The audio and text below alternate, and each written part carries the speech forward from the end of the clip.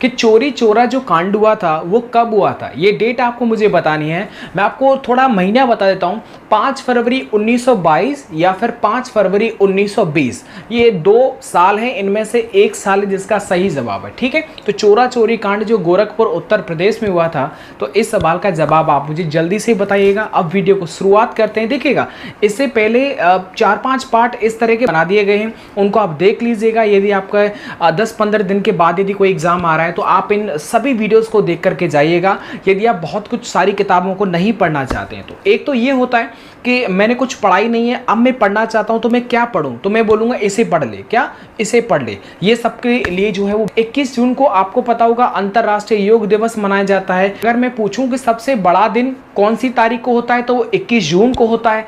सबसे बड़ी रात किस तारीख को होती है तो वो 22 दिसंबर को होती है। कब होती है? 22 दिसंबर को सबसे बड़ी रात होती है और 21 जून को सबसे बड़ा दिन होता है। अब सवाल होगा कि सर दिन और रात ये जो बराबर होते हैं वो कौन कौन सी तारीख को होते हैं? याद रखना, 23 सितंबर और 21 मार्च को दिन और रात बराबर होते हैं। और याद इसलिए भी रखना है क्योंकि इस घटना को विषुव कहा जाता है। अगर आपसे पूछा जाए कि विषुव जो होता है वो किस कंडीशन को कहा जाता है, तो याद रखना इसमें क्या होता है कि दिन और रात दोनों के दोनों बराबर हो। एक सवाल आया था पिछली बार पेपर में कि जो 200 रुपए का नोट होता है उसके ऊपर किसका चित्र अंकित होता है, तो वो सांची का स्तूप है। क्या है? सांची का स्तूप, जिसका संबंध आपके मध्य प्रदेश से है। और मध्य प्रदेश को टाइगर स्टेट बोलते हैं, सोयाबीन का स्टेट बोलते हैं, क्योंकि सबसे ज्यादा ये वहीं पर देखने को मिलता है। और याद रखिएगा, जो मध्य प्रदेश है इसकी राजधानी भोपाल है, लेकिन मध्य प्रदेश का जो हाई कोर्ट है वो जबलपुर के अंदर है। और जबलपुर जो है वो नर्मदा नदी के किनारे पर है। और मध्य प्रदेश के अंदर एक जो वाटरफॉल है वो सबसे अच्छा है, हर बार पेपर में आता है, तो उसका नाम है, क्या नाम है उस वाटरफॉल का? धुआंधार वाटरफॉल, जो नर्मदा नदी के किनारे पर है। और यही नर्मदा नदी पर ही एक डैम बना है, उसका नाम है ओंकारेश्वर डैम। ओंकारेश्वर जो डैम है वो भी नर्मदा नदी के किनारे पर है। ये वही नर्मदा नदी है जिसके ऊपर हमारे iron man of India Sardar Vallabh भाई पटेल की स्टैच्यू ऑफ यूनिटी बनी हुई है। ये नर्मदा नदी के किनारे पर ही बनी हुई है, तो याद रखेंगे, इसे कहीं मत भूलना। सवाल ये होगा कि सर नर्मदा नदी जो है वो कहां से निकलती है, तो ये अमरकंटक की पहाड़ियों से नर्मदा नदी का उद्गम होता है। बोलिए सत्यनारायण भगवान की जय। अब एक सवाल आपके मन में जरूर रहा होगा, सर आपने बोला था एनीमिया मुक्त भारत सूचकांक इंडेक्स में सबसे पहले नंबर पर एमपी आया है, तो सर एनीमिया क्या होता है? एनीमिया का मतलब होता है बॉडी के अंदर रक्त की कमी। क्या है? बॉडी के अंदर खून की कमी, इसे बोलते हैं एनीमिया।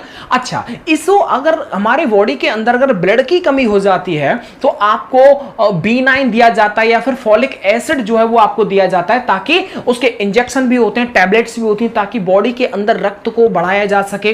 कितना देखो, कितना मजा आ रहा है। अब देखो, ब्लड की यदि बात हो गई है तो ब्लड के बारे में मैं आपको बताता हूं कि आप पूछेंगे कि ब्लड ग्रुप की खोज किसने की थी? Karl Landsteiner. तो देखिएगा, सवाल बहुत ज्यादा हो जाएगा जब मैं आपको अंतरराष्ट्रीय ब्लड डोनर डे जब मैं बताऊंगा तो उसमें बहुत सारा डिस्कशन करूंगा। तो अभी मैं मध्य प्रदेश का बस यही रोक लेता हूं, फिर वो बहुत ज्यादा हो जाएगा। मध्य प्रदेश के 2 जगह हैं, एक का नाम है भेड़ाघाट और दूसरे का नाम है सतपुड़ा टाइगर रिजर्व। इन दोनों प्लेसेस को यानी कि विश्व विरासत की संभावित सूची में इन दोनों जगहों को, भेड़ाघाट और सतपुड़ा टाइगर रिजर्व जो है, इनको ऐड कर लिया गया है। तो जो अंकुर योजना है इसका संबंध भी मध्य प्रदेश से है। और अंकुर योजना के अंदर वृक्षारोपण को जो है बढ़ावा दिया गया है कि भैया पेड़ लगाओ और जीवन बचाओ।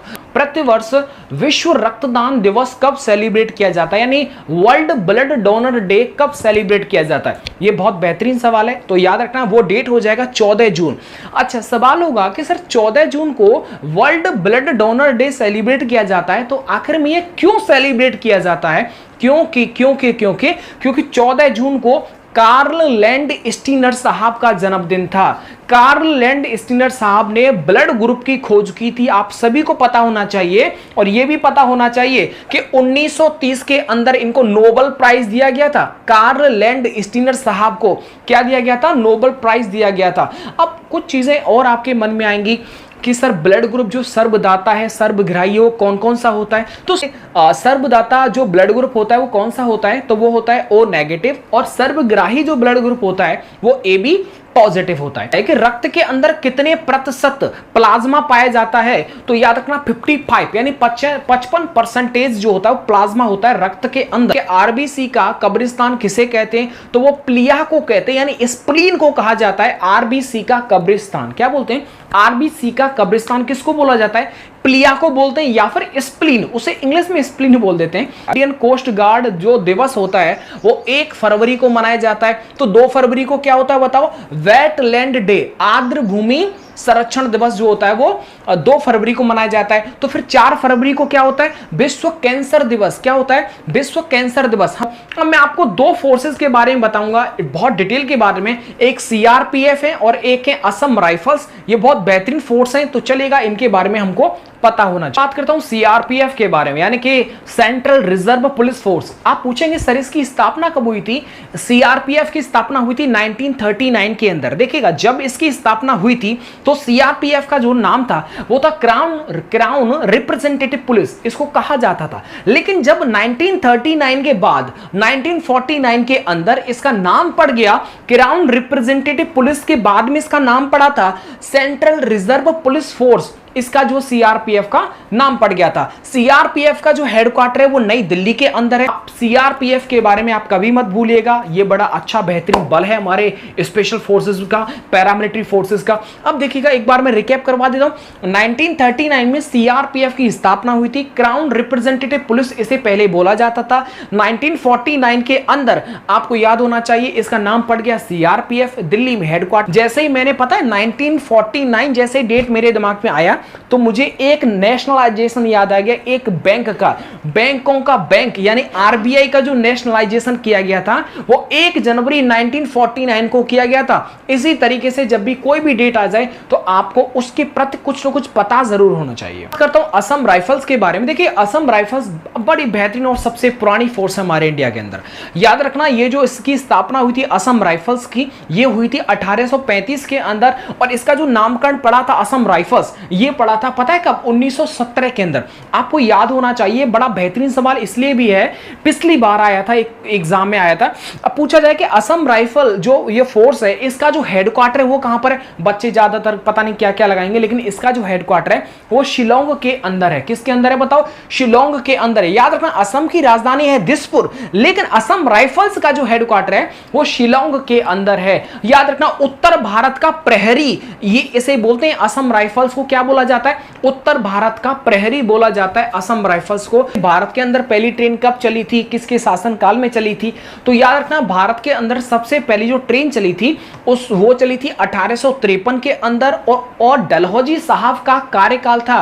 उनके कार्यकाल में, डलहौजी के कार्यकाल में 1853 के अंदर मुंबई से लेकर के थाने तक ये जो है भारत की पहली ट्रेन चली थी। तो इसको आप कभी मत भूलिएगा। आपसे एक किताब के बारे में पूछूं कि poverty and un British rule in India के लेखक कौन है, तो उनका नाम है दादा भाई नेरोजी। क्या नाम है, दादा भाई नेरोजी, यानी poverty and un British rule in India के जो लेखक हैं वो हैं दादा भाई नेरोजी। तो इन दोनों से पूछा जाए कि कांग्रेस के किस अधिवेशन में पूर्ण स्वराज की मांग की गई थी, तो वो अधिवेशन हुआ था, याद रखना लाहौर का अधिवेशन हुआ था। और ये जो लाहौर का अधिवेशन हुआ था ये 1929 के अंदर हुआ था, और उस टाइम पर ये जो लाहौर अधिवेशन हुआ था इसकी अध्यक्षता की थी पंडित जवाहरलाल नेहरू, यानी भारत के सबसे पहले प्रधानमंत्री जी के द्वारा। कि गांधी इरविन समझौता कब हुआ था, तो इस डेट को आप कभी मत भूलना। 2-3 चीजें मैं और बताऊंगा तो ये आपका एकदम कंठस्थ होना चाहिए। देखिएगा गांधी इरविन समझौता जो हुआ था वो 5 मार्च 1931 को हुआ था। कब हुआ था, 5 मार्च 1931 को गांधी इरविन समझौता हुआ था।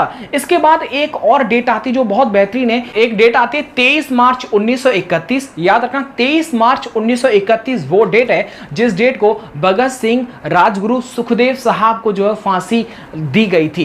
डेट आती है वो आती है 31 मार्च 1931, और 31 मार्च 1931 को कराची में अधिवेशन हुआ था, और इस अधिवेशन में ही महात्मा गांधी जी को काले झंडे दिखाए गए थे। और कराची अधिवेशन की जो अध्यक्षता की थी वो हमारे सरदार वल्लभ भाई पटेल साहब के द्वारा की गई थी। तो तीनों चीजों को आप कभी मत भूलिएगा। मैंने बोला 5 मार्च 1931 को गांधी इरविन समझौता हुआ था। 23 मार्च 1931 को क्या हुआ था, भगत सिंह, राजगुरु और सुखदेव साहब को जो है फांसी हो गई थी। फिर 31 मार्च 1931 को कराची अधिवेशन हुआ था, काले झंडे दिखाए गए थे महात्मा गांधी जी को। और जो कराची अधिवेशन हुआ था 1931 के अंदर, उसमें जो अध्यक्षता की थी वो सरदार वल्लभ भाई पटेल जी के द्वारा की गई थी। अगर आपका परमिशन हो तो हरियाणा के बारे में कुछ चीजें इंपॉर्टेंट है वो मैं आपको बता देता हूं। जैसे आपको पता होगा सुल्तानपुर नेशनल पार्क है, कालेश्वर नेशनल पार्क है, ये हरियाणा का ही है। और एक और बात, दमदमा जो झील है ये भी हरियाणा के अंदर पाई जाती है। अच्छा चलो मैं हरियाणा के बारे में थोड़ा अच्छे से ही बता देता हूं। आपको मैं बता दूं, हरियाणा जो था ना वो पंजाब से 1 नवंबर 1966 को अलग होकर के एक राज्य के रूप में अस्तित्व में आया था हरियाणा। और हरियाणा की जो राजधानी है वो चंडीगढ़ है। अब पूछेंगे सर कि जो हरियाणा है इसके आसपास कौन से जो है राज्य हैं, तो याद रखना वो 5 राज्य हैं, 2 यूटी हैं। 5 राज्य कौन से, ऊपर आ जाएगा उत्तराखंड, बगल में हिमाचल प्रदेश, फिर उसके नीचे पंजाब, फिर राजस्थान हो जाएगा, फिर उत्तर प्रदेश हो जाएगा। तो ये 5 राज्यों से लगी हुई सीमा हरियाणा की। और 2 यूटी कौन कौन सी है, एक दिल्ली हो जाएगी और एक कौन सी हो जाएगी, चंडीगढ़ हो जाएगी। याद रखना उत्तर प्रदेश और हरियाणा में जो सीमा बनाती है वो कौन सी नदी है, जल्दी से बताओ। इस सवाल का जवाब मैं आपसे पूछ लेता हूं। मैं आगे बढ़ जाता हूं, आगे बढ़ते हैं और इसमें आते हैं कि सर इसके लोकसभा की सीट कितनी है। तो देखना हरियाणा के अंदर 10 लोकसभा की सीट है, राज्यसभा की सीट है 5 और विधानसभा की सीट है 90। तो दोनों में बराबर थे, पंजाब हरियाणा दोनों में 22-22 जिले थे। लेकिन अभी क्या है, एक बढ़ गया है पंजाब के अंदर। चलो अब मैं ज्यादा नहीं जाऊंगा पंजाब पर, अब मैं थोड़ा सा और बात कर लेता हूं अगर इजाजत हो तो। देखिएगा यहाँ का जो पक्षी है वो है काला तीतर, यहाँ का जो पशु है वो है काला हिरण। अगर आपसे पूछा जाए यहाँ का जो राजकीय खेल है वो है कुश्ती। क्या है बताओ, कुश्ती, पहलवानी है, कर दे चढ़ाई। और याद रखिएगा इस चीजों को आप कभी मत भूलना। अगर यहाँ का राजकीय पुष्प पूछा जाए तो वो लोटस है। क्या है बताओ, लोटस है। अगर यहाँ का राजकीय वृक्ष पूछा जाए तो वो पीपल है। क्या है बताओ, पीपल है। तो उम्मीद करता हूं आज की वीडियो आप सभी को बहुत अच्छी लगी होगी। तो यार बिना लाइक हुए आपको कभी नहीं जाना है। अपने दोस्तों को जरूर इस वीडियो के बारे में बताया करें कि आपके एग्जाम से संबंधित बहुत सारी चीजें, देखिएगा क्वेश्चन क्या होता है उससे संबंधित जितनी भी चीजें होती हैं वो आपको मैं बताता हूं। वो इसलिए बताता हूं ताकि आपके पेपर में उस संबंधित आपको बहुत कुछ पता होना चाहिएगा। तो चलिएगा वीडियो को बिना लाइक किए, बिना शेयर किए, अगर आप नए तो चैनल को सब्सक्राइब कर लीजिएगा। ये चैनल सच में एक एजुकेशनल चैनल बनकर के उभरा है और आप सभी का जितना प्यार और सपोर्ट मुझे मिल रहा है वो उसे मैं देख करके बड़ा खुश होता हूं कि यार सोचा नहीं था कभी इतना अच्छा हेल्प और सपोर्ट मिलेगा एक इतने अच्छे चैनल के लिए, और वो आप सभी कर पा रहे हैं। तो आप सभी के सहयोग को हमेशा मैं अपने सम्मान करता रहूँगा और जो भी कई नए अपडेट्स रहते रहेंगे उन सभी को मैं आपके सामने लाता रहूँगा। तो बिना लाइक किए, बिना कमेंट और बिना अपने दोस्तों तक इस वीडियो को पहुँचाए हुए आपको नहीं जाना है।